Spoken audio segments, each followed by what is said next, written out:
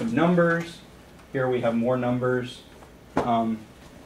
And so you can refer to everything within the data frame exactly the way you would refer to something in a matrix. You can refer to it by name, you can refer to it by number, you can refer to it by vector of numbers, you can refer to it by vector of names, in fact. Because even when you're referring to something by name like this, it's actually a vector of names because everything in R is a vector. So I'm not really going to spend much time on the data frame, despite the fact that you're going to be using basically nothing but data frames, because everything is a data frame. Drew, what's the difference between a data frame and a matrix? So the difference between a data frame and a matrix is exactly this, that a data frame allows you to mix type by column. Everything in a column will be the same type, but different columns can be different types. Whereas in a matrix, the entire matrix has to be the same type. And that's the only real difference. And the fact that data frames just sort of have more overhead and they're a lot slower.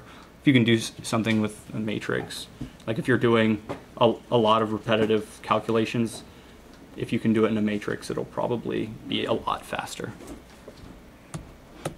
Okay, and that's basically it for types and data frames and everything with that. So now we're going to get on to sort of the more complicated bits, which is control flow, and sort of how you do complicated things in R, how you fit all of the logic together. So actually, if we want to take a quick break, it's been about an hour. It might be a good time. One more question. Can I make a data frame into a matrix? Yes.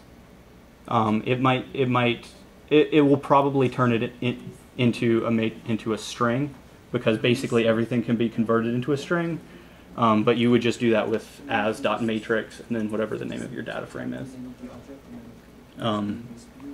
So then you would get problems, because if you were trying to do calculations on things, you'd be trying to do calculations on strings and it might blow up. Pull up numerical elements. Yeah, but you can do that. Yeah. And you can also make a matrix into a data frame very easily. So my understanding is that data frames are good if you want to name things and have names of people and such. And matrices are good if you actually want to compute with them. Right. That would be my guess. Right. Okay, so if we want to take a short break, 5-minute break, I think we have time. Data.frame. Where do we find the slides? It's drewdemery.com / well, I'll go back to the beginning. Yeah, I don't think it's right here. r-workshop-2013.pdf. Ah, okay. There's no link on the. No.